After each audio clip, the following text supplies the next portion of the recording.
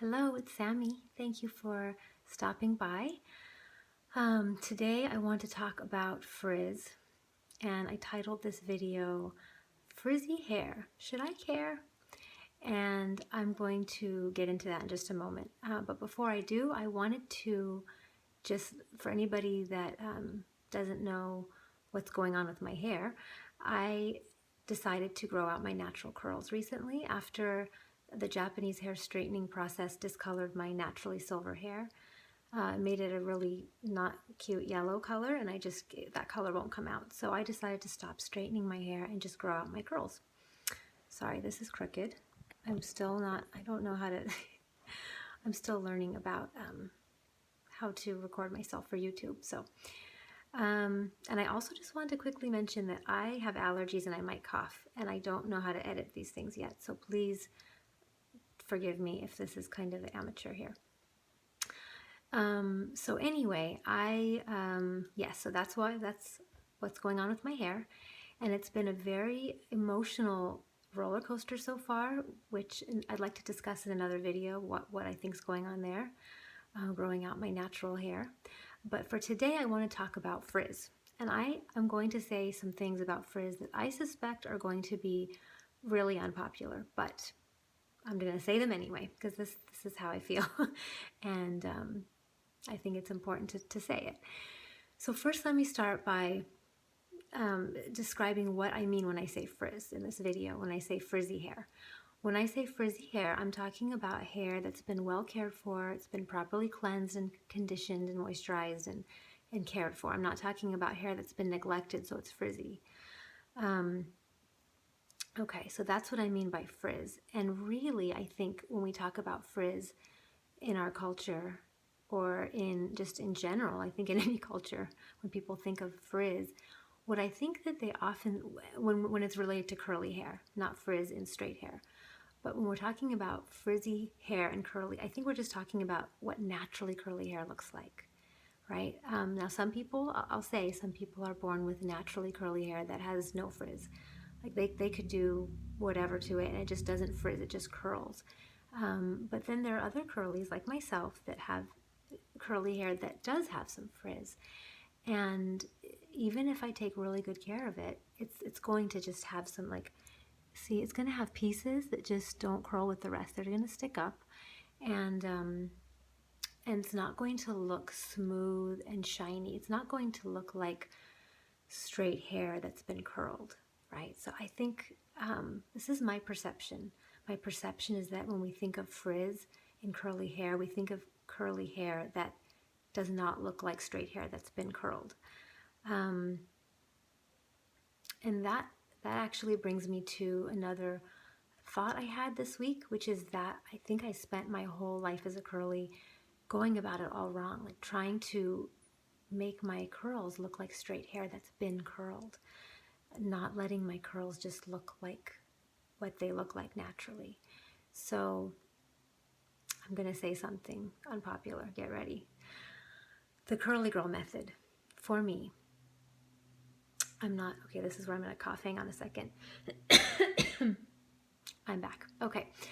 The curly girl method for me, for my really fine hair, it didn't work for me in terms of really embracing my natural curls and I didn't think it looked cute on me either. I think my hair looked kind of greasy and weighed down most of the time because there's so much product being raked through it to do what? To eliminate frizz. And to me, that's the same as trying to make my hair not look like my hair. It's trying to make my hair look like straight hair that's been curled, right? So very smooth hair. Well, my hair is not smooth. It's just not. So this time around, as I grow out my curls, because I've done this before, I've had my hair straightened before and grown it out. I would like to go about it with a new attitude, like a very fresh attitude of just letting it be, like setting it free and not trying to make it look like something that it's not. Because, did I just say this? I'm not sure if I said this or not in this video. I've been thinking it all week, so did I say it?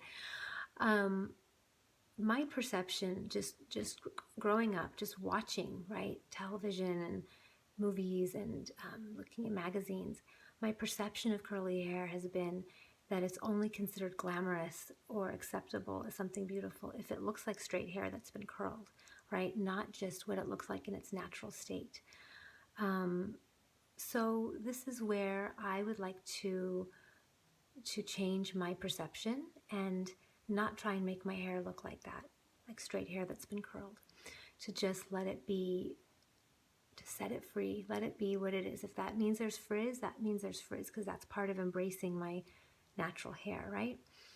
And that brings me to, I want to quote my very talented, very beautiful, very smart sister who happens to be a very talented film and television editor.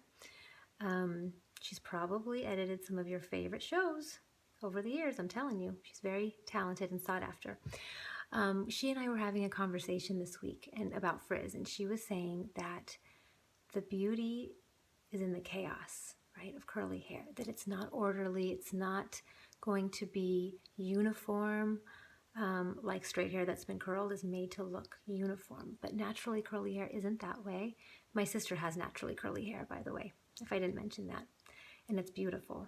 Hi, sister, by the way. I love you. So we were talking about it, and she said that the beauty is in the chaos. And I am really wanting to let that sink in and just see my curls in a new way, right? To see that if there's some chaos, if it's not orderly, that's okay. That's part of my hair. So I thought that was a very, very wise way to think about it. And I'm just going to leave you with one other story.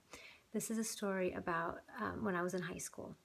And there was a girl that I was friends with, and she was describing me to a guy that I kind of had a little crush on.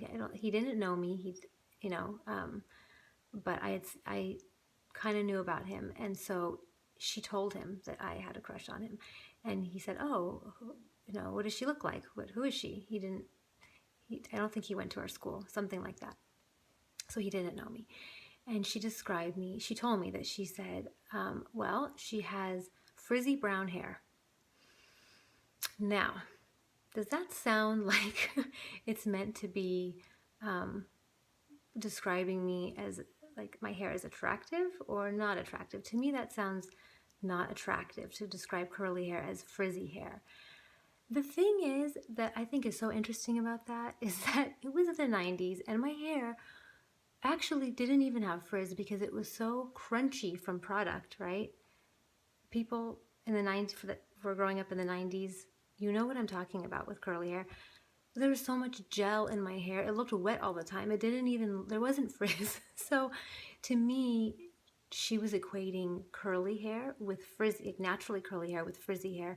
And we know that frizz does not have a positive connotation, right? When we talk about frizz in general. So, because think of all the million products out there that are designed to eliminate frizz. And so that's the whole point of this video is let's